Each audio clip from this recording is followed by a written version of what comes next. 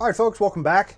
I guess this is video number 4 of our tests with the 6mm WOA. If you haven't watched the previous 3 videos, you're going to be lost. So I'm going to assume that everybody's up to speed and I don't need to spend a bunch of time recapping everything. So here's the short recap. In the last video with our 90 and 95 grain bullets, we shot a bunch of AR comp. We got some excellent velocities. We got some kind of mediocre groups, but we made a lot of progress. The biggest problems to come out of that video. First of all, the bullet seating die. The Forster bullet seating die we were using, the seating stem did not fit any of our bullets. So we're moving on to a Hornady seating die today. We're going to see if this guy does a little bit better job of giving us consistent overall lengths and not damaging our bullets. The other, back to that mediocre accuracy I was talking about.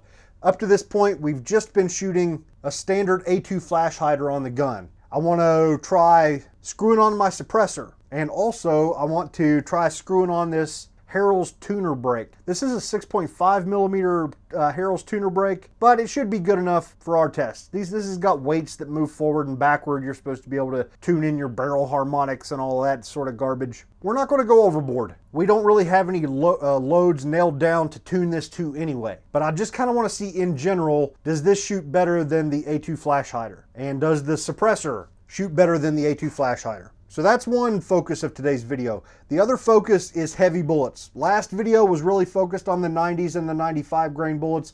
Today, we need to make some progress on figuring out what powder is going to give us some impressive velocities with the 107 grain Sierra Matchking and this 103 grain Hornady ELD match. Or, I'm sorry, ELDX. I just realized that the ELDX boxes say ELD match. Is that normal?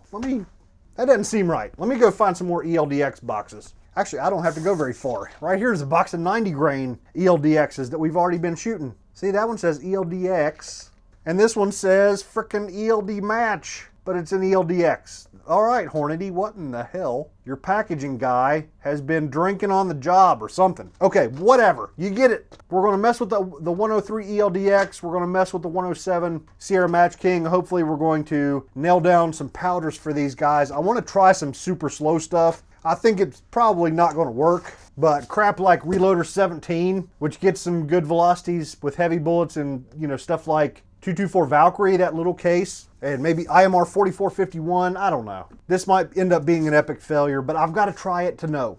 AR comp has been awesome, so we're going to try it with the heavies. We're going to try, just to kind of cover the ball powder side of things, we're going to try some accurate 2520. Maybe we'll go a little bit slower than that. Pull out some other slower ball powders. I don't know. First things first, I want to play a little bit with the tuner brake and the suppressor. And I want to try out our bullet seating die and see how that goes before we move on to the heavies.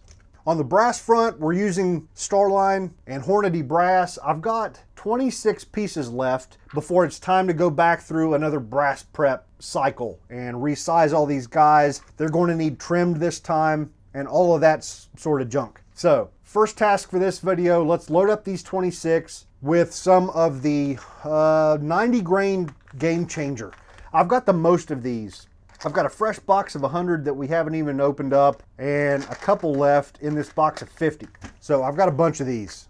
So that's what we'll use for this test. We're going to use AR comp. We're going to shoot a 2.3 inch overall length. If you remember back to, what was it, video number 2, we shot this bullet at 2.4 inches of overall length. The groups were amazing. We shortened that up in the last video to 2.3 inches so it will fit in our magazine. The groups got bigger, but we're going to stick with that 2.3 inch number because fitting in the magazine changes everything for this bullet. It makes it much more useful for us. So we want to see if we can get it shooting at 2.3 inches. Our best group in the last video was with 26.2 grains of AR comp. That was actually our best group of the whole video. So good, we'll stick with that. One minor problem. Most of this is Hornady Brass. I think I've got 23 pieces of Hornady and 3 pieces of Starline. And in the last video, we were shooting Starline. So that's going to mean a little bit of a jump in velocity. Screw it. Go big or go home. We're going to stick with 26.2. It's going to be like 2,900 feet per second, but whatever. That'll give that Hornady Brass a good workout. So that's step 1. Did I like put it on the screen? Did you see what's going on? That's our load data. I'm gonna weigh out the charges of AR comp. I'll see you guys over at the bullet seating die, and we'll try out those seating stems to see if we get a little bit more consistent bullet seating with a better fitting stem. All right, folks, pretty much ready for bullet seating. A couple things I wanted to talk about. This little box of 50 is just about empty. I think I've got 9 of them left. And then I've got a fresh box of 100. So of course I would love to finish up this box of 9 so then we can just have the box of 100 left, but you always got to worry about it when you do that. And lot to lot number differences between bullets are definitely a thing. So the first and easiest test that I generally do is to look at the bullet-based ogive number with the Hornady comparator. So 599, this is the old box. The next bullet is also a 599. So if we switch over to the new box, this first one here is 598. The next one is also a 598. That is extremely close. So it looks like we would probably be okay mixing up these bullets in our test. However, I don't know, man. You can also weight, check them, make sure their weight is about the same and all of that sort of junk. I'm gonna just hold on to these last 9 bullets in this box, and for this first test, we're going to use all bullets from the new box, just to be sure that bullet lot number differences aren't going to cause us any problems. So we need to set up our Hornady sizing die. We take a case, we run it up into the die, or into the press, and then we screw down our die until we feel it touch the case mouth. Now with a short little case like this, you'll see, yep, the die is pretty darn low in the press. That's about where it touches the case mouth, and then we're supposed to back it out at least 1 turn. What I generally do is back it out until I can see the adjustment scale and then go an additional 1 turn. So that's about almost a turn and a half from touching the case mouth. And that's it. Our bullet seating die is in the press. Then we just back out the adjustment stem and we're ready to start seating. Now, if you remember earlier when we were looking at the different bullets and the fit with the seating stem, this 90 grain Game Changer fit both of the stems very well. So the stem that's in here right now is the original one that came with the die. Our overall length is 2.3 inches. That's our target. So that gets us started, and we're at 2.522 inches. Now the beauty of a micro adjust seating stem like this, we know that we need to go down 222 thousandths. Well, we can just go ahead and dial in. Let's dial in 220 thousandths. And with the Hornady, each rotation is 50 thousandths. So there's 50, 100, 150, 200, 10, 20. So let's see if that's pretty close. Should be a couple thousandths long. Let's see what it looks like. 2.303. So we're 3 thousandths long. So let's dial in 3 more and call that good. And I'll go ahead and seat a second one as well.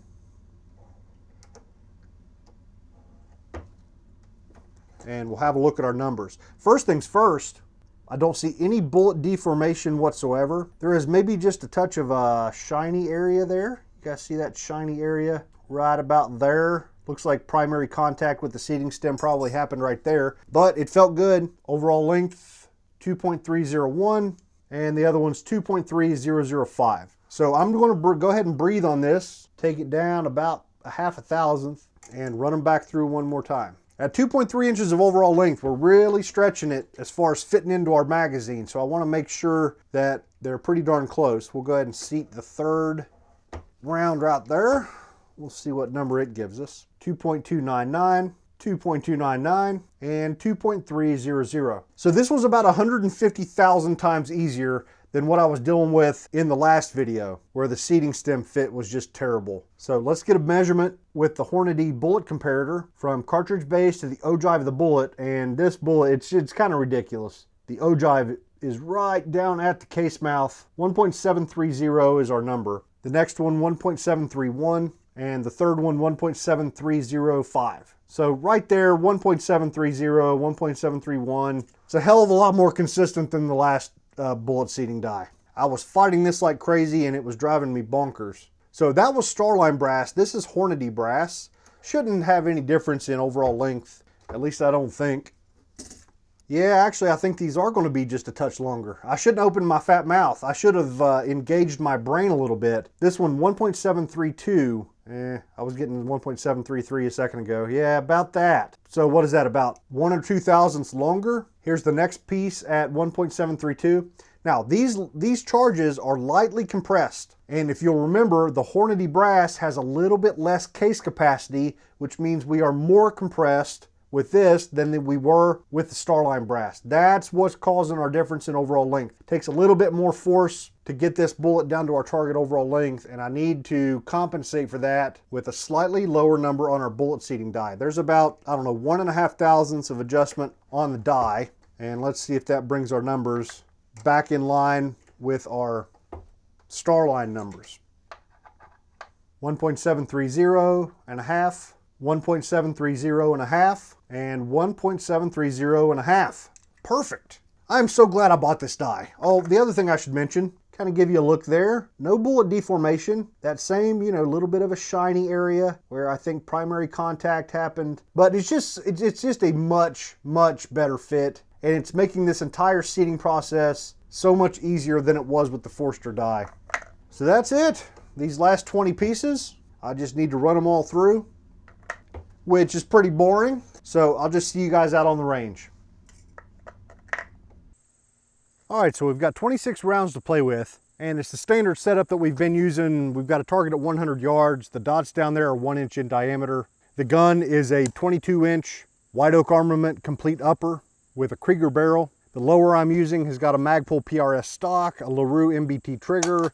The magazines we're using are AR Stoner magazines. I want to start out with the suppressor on there. And the suppressor we're using is a Silencer Co. Omega. We can expect a downward shift in point of impact with the suppressor. And in the last video, we were already shooting low, so I went ahead and moved the scope up 1 minute. So these might hit a little bit low. That is to be expected. The first 3 rounds I want to shoot are our last 3 pieces of Starline Brass.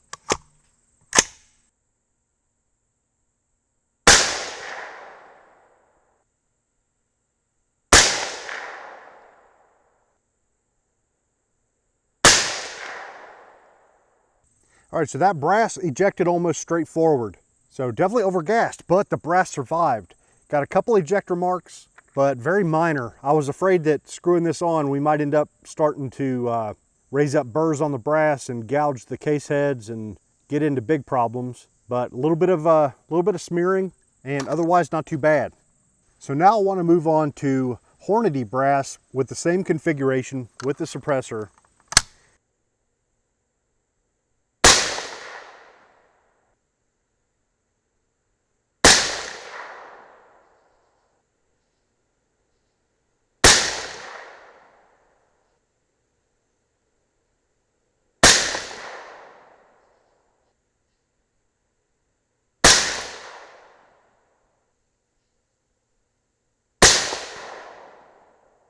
All right, that was a really good group. Just that one shot that flew out a little bit, but otherwise really good looking.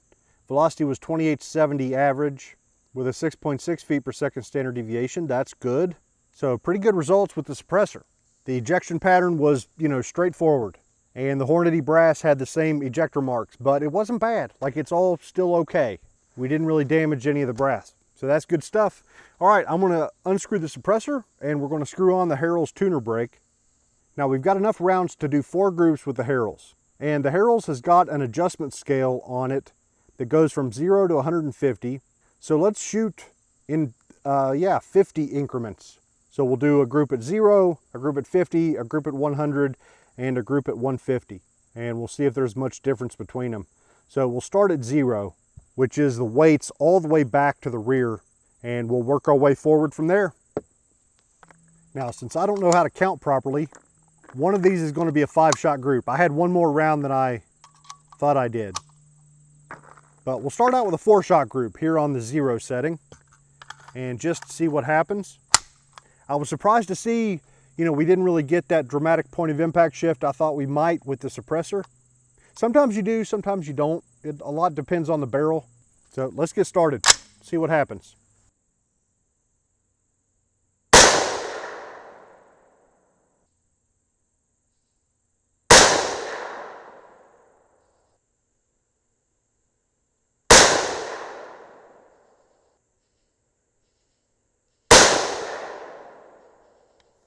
All right, so that was a nice little reduction in recoil. This Harrell's brake works pretty well. Less recoil than even the suppressor. But that group definitely seemed to open up when compared to the suppressed group. So I've moved the weights forward. We're now on the 50 setting. Let's see if that group improves.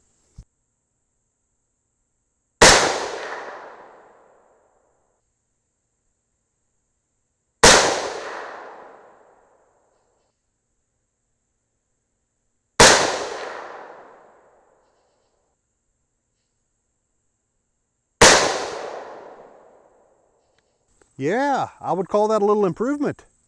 Okay, so the muzzle brake weights have been moved forward a little bit more, 50 more marks on the adjustment thingy.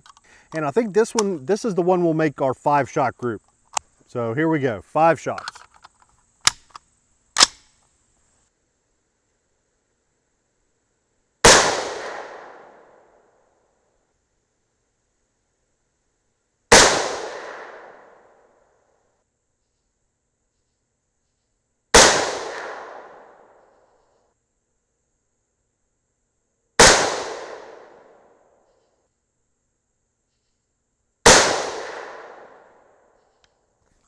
So in that group, we had some rounds where the velocity went high. I'm not going to blame a muzzle brake on that, and maybe that affected the results. I don't know. The group certainly opened up a little bit, and I'm not sure what to think about it. All right, 4 shots left. This is our last muzzle brake setting. The weights are all the way forward on the 150 setting. Let's see what happens.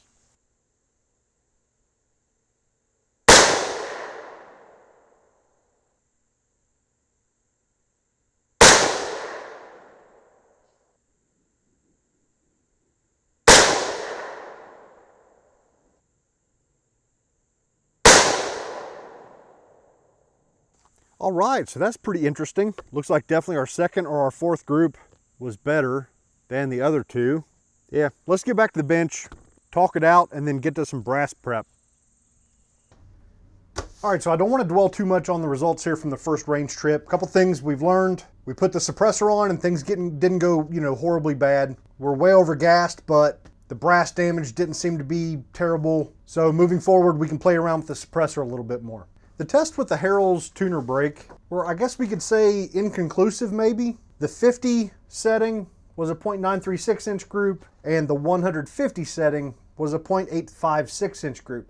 I think we'll go ahead and leave the Harrell's on there, and I guess I'll just leave it at this 150 setting, and we'll see how it does. Tuning that brake, you really need to tune it for a specific load and bullet, so we're still playing around too much to worry about it too much. It didn't seem to make things worse. Like with the A2 flash hider, we've been shooting around that 1 inch mark on average, and that's about what we shot here on average with the Harrell's. So that's pretty much it.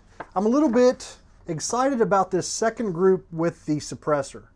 If it wasn't for that 1 shot that went out, those 5 were a pretty decent group. So let's just move on. What I did is I went ahead and decapped all of the brass and ran it through the wet tumbler. So this stuff's cleaned up and ready to be prepped again. We'll probably need to trim this time, especially the Hornady brass. The Starline brass was a little bit shorter than the Hornady, so we'll see what happens after resizing. So this is all pretty boring. We've already covered it in previous videos. I'm going to bump the shoulder on this stuff about 3/1000ths. I've been trying to decide whether or not to anneal this brass again.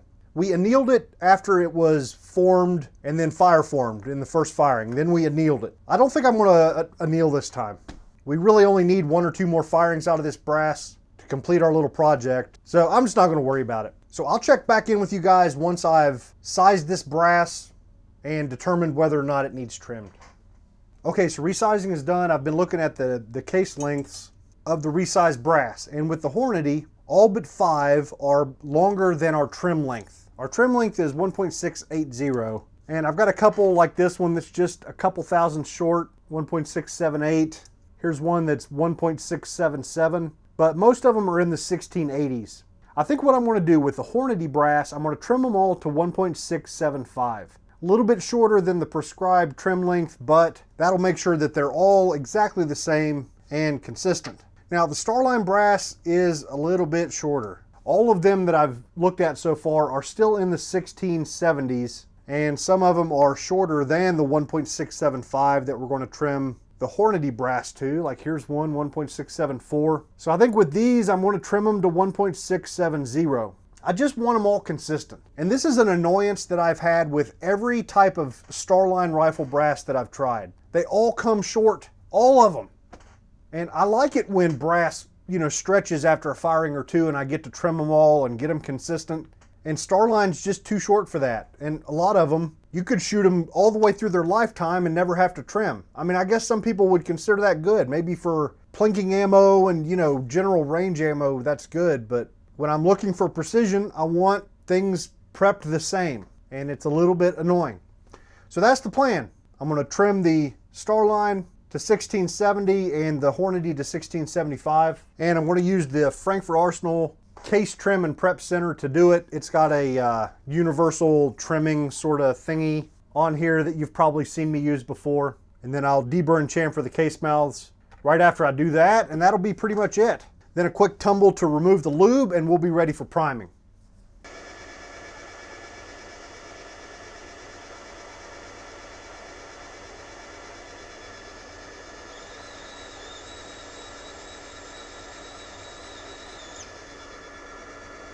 All right, so brass prep is all done, and what I've been worrying about are our primer pockets. We've shot some crazy hot loads since the last time we prepped this brass.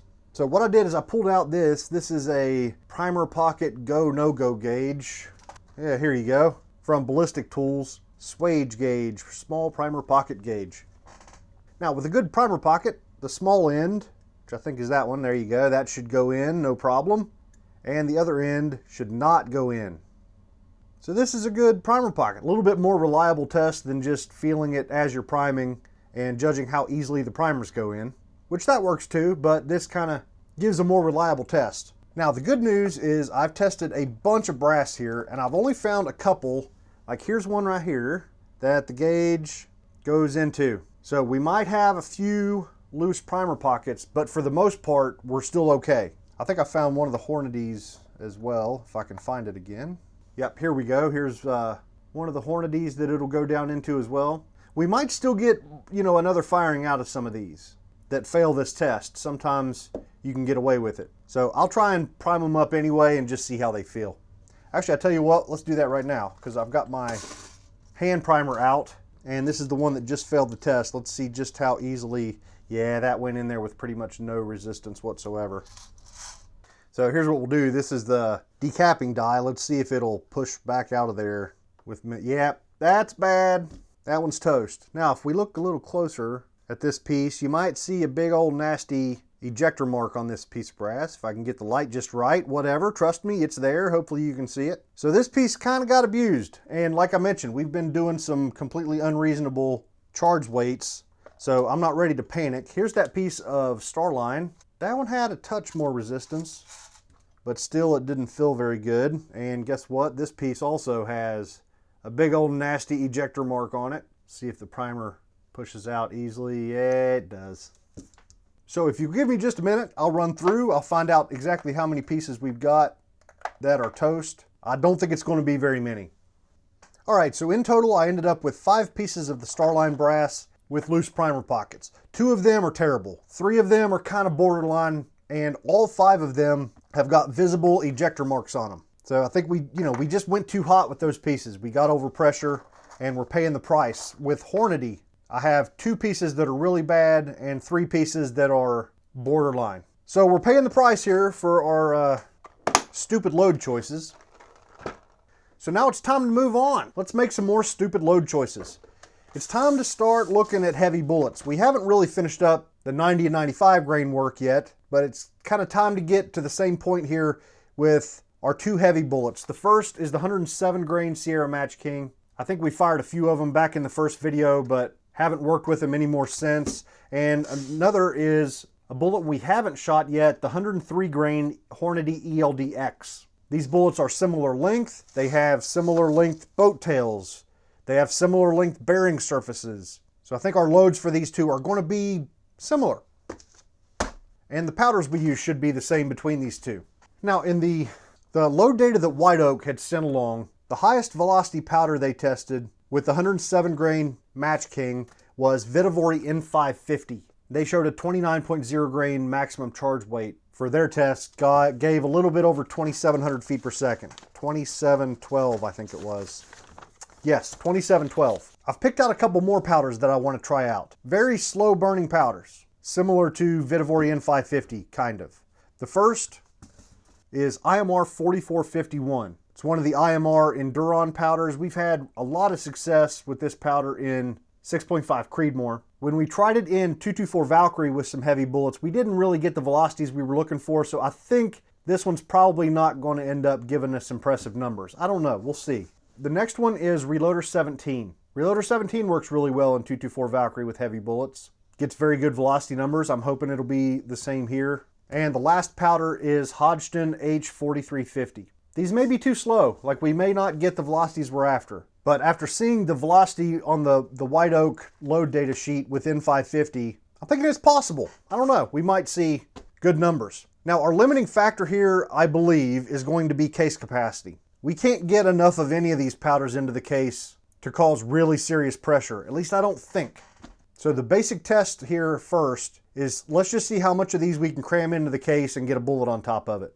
So what I want to try and do is shoot 29.0 up to 23.0 with all of these powders. Very hot loads, very, very full cases. And once I get to the bullet seating die, we may find that it's just too compressed and we're screwing up our bullet and that sort of junk. And for this first test, I just want to shoot one round at each charge weight. So 29.0, 29.2, and so forth. 0.2 of a grain increments, just one shot at each charge weight with each powder. So a total of 24 rounds. Our brass is already fully prepped, of course, and primed. So we're ready. I've just got to weigh out some powder. I'll see you guys over at the bullet seating die. All right, so our charges are weighed out. These are going to be extremely compressed. Like, these are going to be extra crunchy. So I was looking at our two seating stems, and they have a similar fit, which is pretty good. Like, here's this seating stem, and the one that came with our Hornady custom grade sizing die, they both fit about the same. But it's a pretty good fit. Like, it's not a lot of wiggling. I think we've got a decent amount of contact between the seating stem and the bullet. Here's the other one. This is the one that came with it, with the die. I'm thinking maybe it's just a smidgen better. I'm still suspecting these are the same freaking stems, but they are just slightly different. We'll go with this one, the one that came with the die, and just see how it does. Now, as ridiculous as it might be, we're going to try for a 2.3 inch overall length so that we can fit these in our magazine. So I've got the die backed out. Let's just see what happens. Okay, that did seat it a little bit. Not very much though. 2.523, so we're 235 thousandths long. 50, 100, 150, 200, 210, 20, 35. Yeah, let's see what that gives us. We should be compressing a lot now, so we'll probably still be long. Oh, extremely crunchy. First of all, the good news is that our bullet's still in really good shape. Doesn't look like the seating stem damaged the bullet at all. And I apparently suck at math because we're actually short 2.294. Our cartridge base to ogive number with the Hornady bullet comparator is 1.742. Let's just roll with that. We're about 5,000 short of magazine length, but that'll give us a couple extra thousandths in case we run into some bullets that have longer tips than others. I don't know. Let's move on to the next one, see how much the number changes. Going down, crunchy. Still looks pretty good. 2.297 overall length. And still the same cartridge base to ogive number. 1.742 was our last number. So let's keep going here. This is 29.4 grains. And I'll go ahead and seat the 29.6 grain load. Our third load, we started to stretch just a little bit. So 1.5 thousandths longer than the previous one. Then the one after that, we've stretched just a little bit more. 1.7445.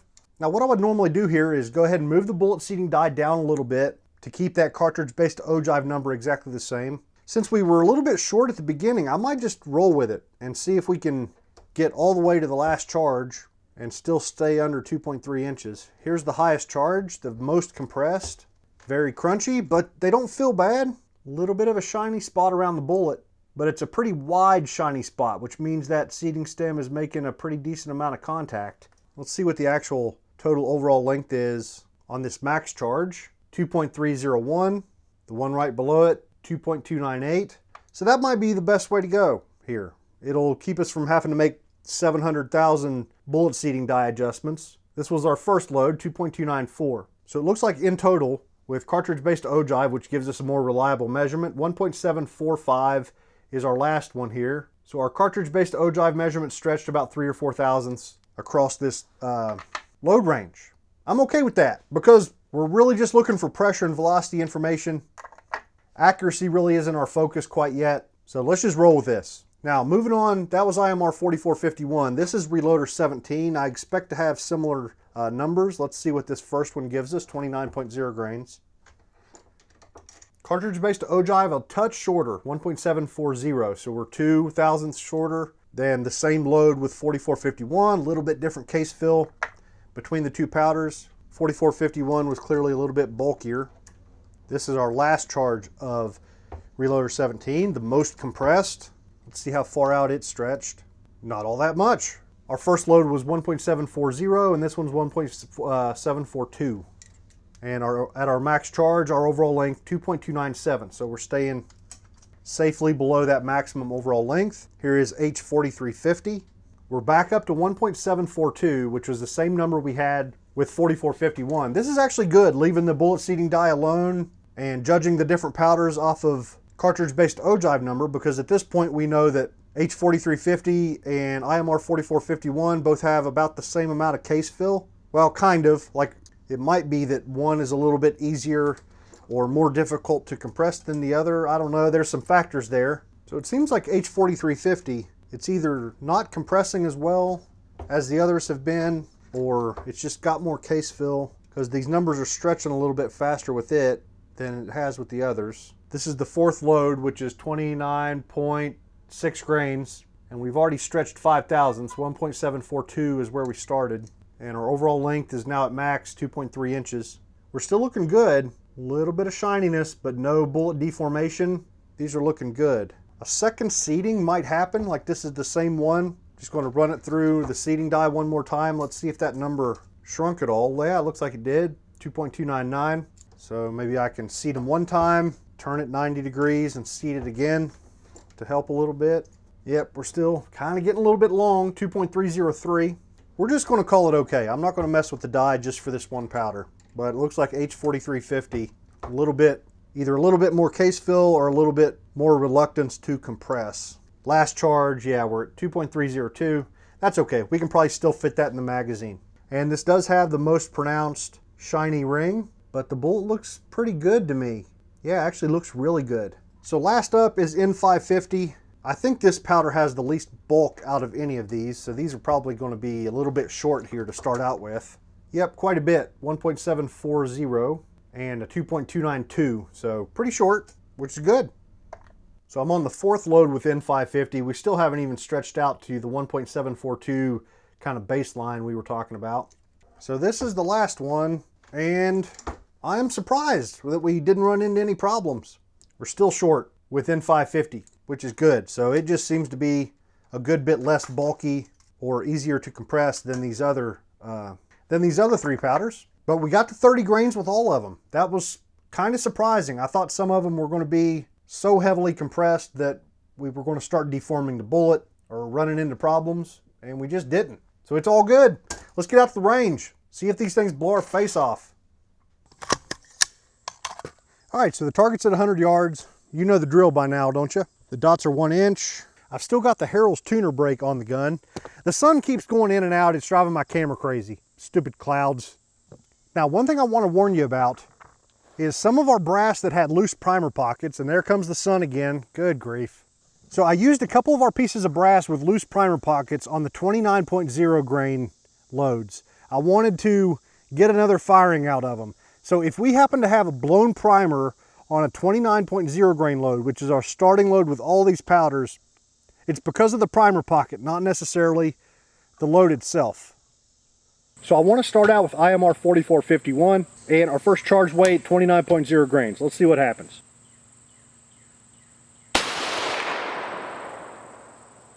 Okay, so velocity on that first one, very low, 2,450 feet per second.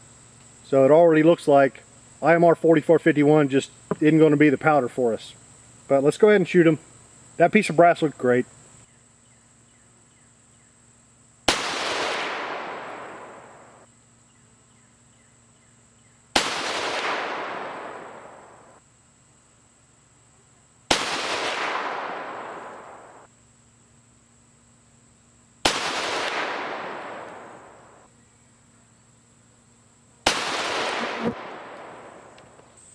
Okay, our max velocity was 25.42, nothing impressive, so let's move on. Reloader 17 is next.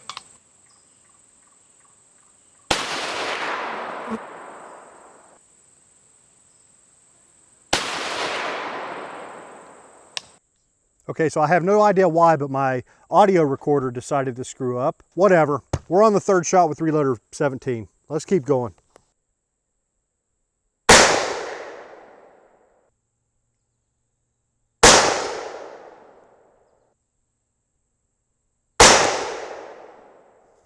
Okay, at 29.8 grains, starting to get some marks on the case head. We'll go ahead and shoot the last one. All right, so the velocity's got pretty good, but that last piece of brass is in pretty bad shape. That's the first piece of brass we've ever shot where it actually did raise up a burr. Really bad ejector and extractor marks on that brass. So we pushed it a little bit too far. Moving on, H4350 is next.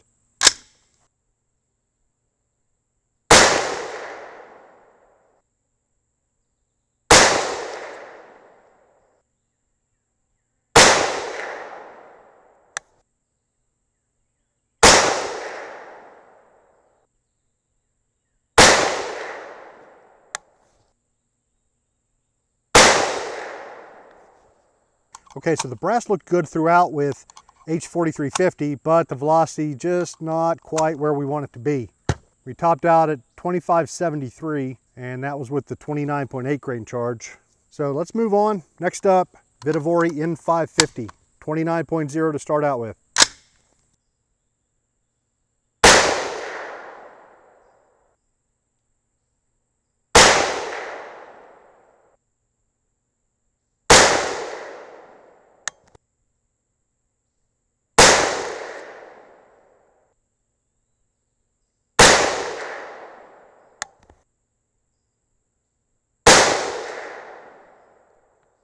All right, so we've got some pretty torn up brass, and that very last shot, I actually did pop a primer. It had been showing ejector marks for several shots. I should have stopped, and I didn't. So let's get back to the bench. Talk it all out.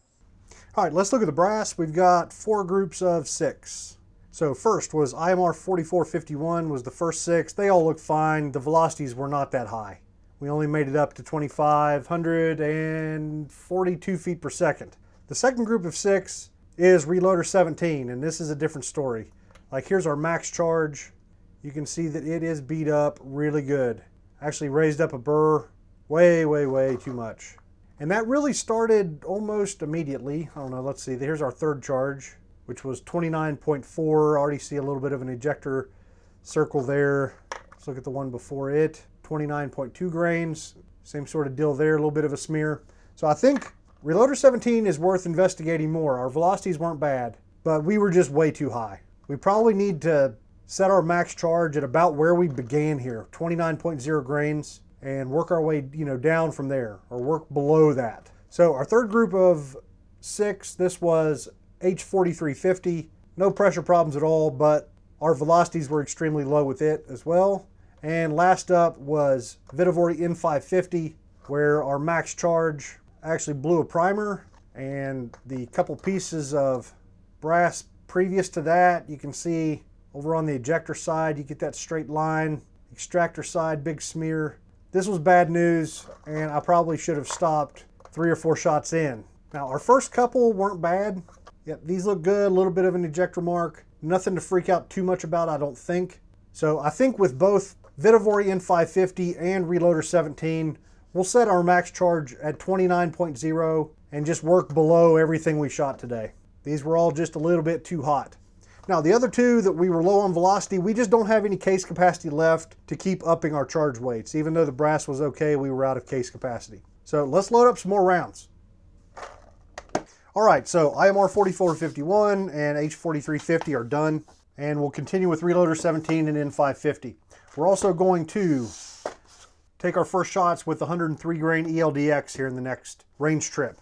I think we'll shoot the same loads with both bullets. As I mentioned, they're the similar dimensions and stuff. The ELDX is a little bit lighter, so I think pressure-wise we shouldn't be getting into trouble with the 103. Only one way to really find out. So here's the plan. We'll shoot 28.4, 28.7, and 29.0 with both powders with each bullet. So 4 total combinations. The 107 grain Sierra Matchking we will shoot in Hornady Brass, and the 103 ELDX we'll shoot in Starline Brass. We'll shoot them both at 2.3 inches of overall length. We're going to continue to use the Remington 7.5 primer, and I think that pretty much covers it. No reason to waste your time here with the loading stuff. We already covered, bullet seating with the 107 and our new seating die pretty well here earlier, and we saw that worked really well. And the 103 grain Hornady fits those seating stems even better than the 107. So if I run into any bullet seating problems with the 103, I'll flip the camera back on, but otherwise I think I'll just see you guys back out on the range. Okay, since this is the third time we're on the range in this one video, I'm going to assume you guys already know that the target's down there, it's 100 yards, we're using a lab radar chronograph, all that stuff. So let's just get to shooting. I want to start out with 103 grain ELDX. These are the first shots with this bullet. Our first powder is Reloader 17, and it's 28.4 grains. Let's see if they'll group.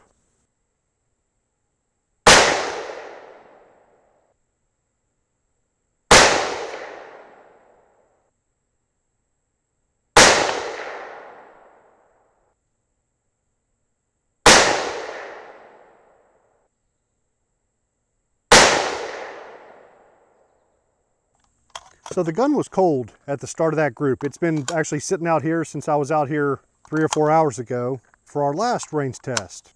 And I've noticed it multiple times. When the gun's completely cold, that first shot seems to go left. And in that group, the first shot was definitely left of all of the others. Let's move on. Next up, 28.7 grains.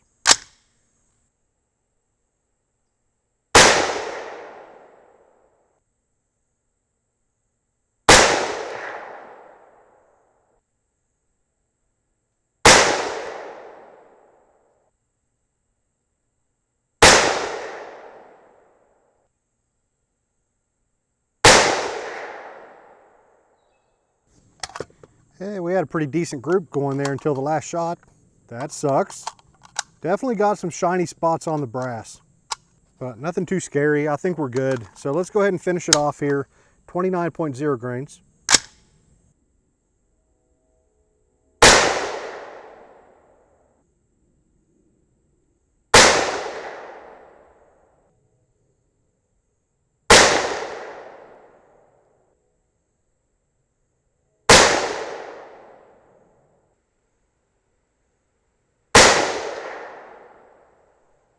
All right, so that's not bad at all. Especially shooting these things, at 2.3 inches. Like that's, yeah, pretty happy with that group. Our standard deviations with Reloader 17 were a little bit disappointing. Not quite the velocity stability I was hoping for, but hopefully that'll improve here with a Vihtavuori N550. 28.4 grains is the first load.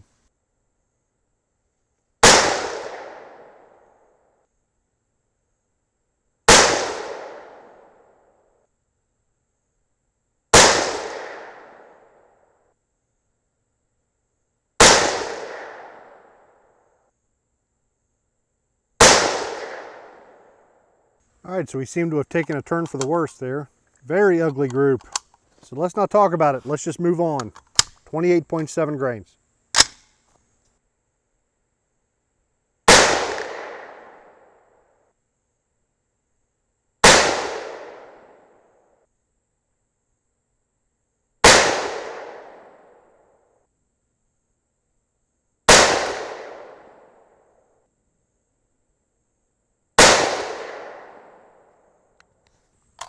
Okay, so that's kind of weird. Our group got quite a bit better. The point of impact shifted quite a bit. The velocity actually went down. So that's just weird. I don't know if I made a mix-up or something. That velocity dropping by about 15 feet per second is just weird. Huh. All right, let's move on. 29.0 grains.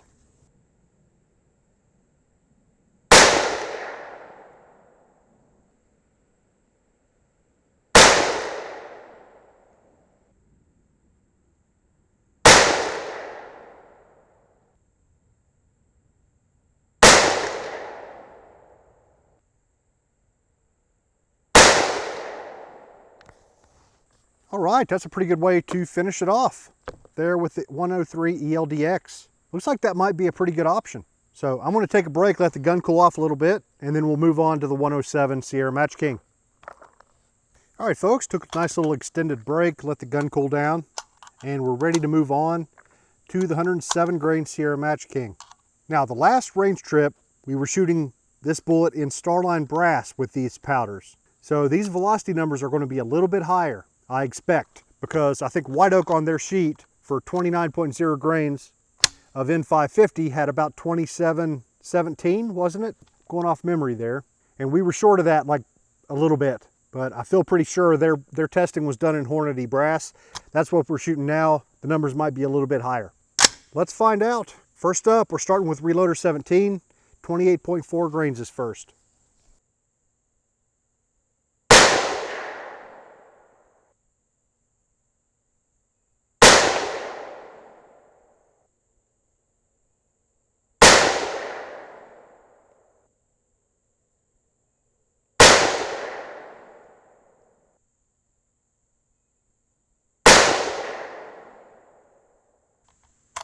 All right, that's a really good start. Good group, good standard deviation number. It is all good, so let's move on. 28.7 grains is next.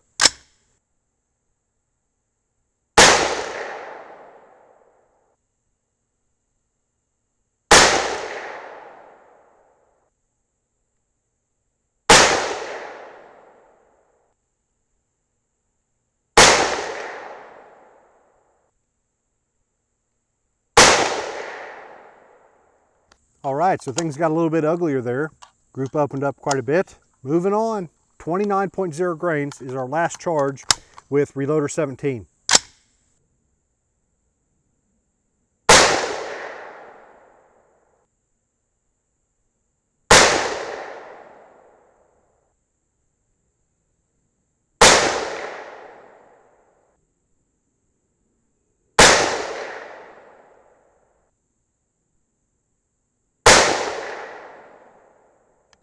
All right, so things got uglier as we went along there. Standard deviation's getting crappier, group's getting crappier, everything just getting crappier. So let's move on to Vitivory N550.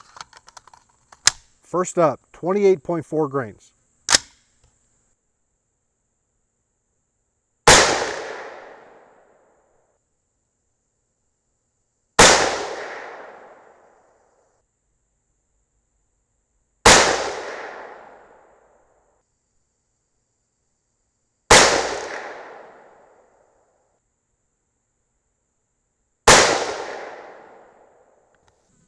Okay, so that's not a great start. Pretty crappy group, crappy standard deviation.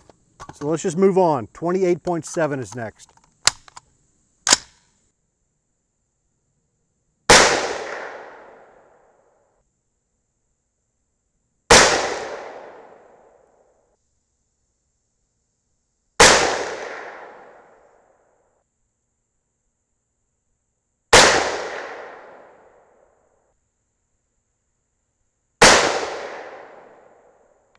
Okay, so the group kind of got a little bit better, but velocity kind of was all over the place there. I had an extreme spread of 75 feet per second, which is by far the worst of today. Kind of gross. So, last up, 29.0 grains.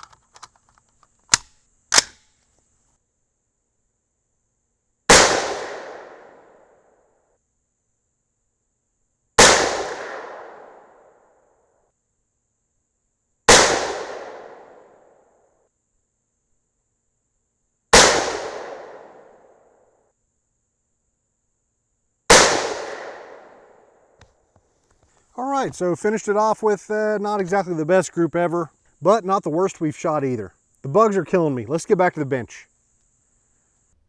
All right, let's have a look at some brass. We're going to start out with the Starline Brass that we shot with the 103 grain Hornady ELDX. We were just about right on charge weights because the only real pressure signs we saw were with our max charge. Like, let's see, these first three rows were Reloader 17.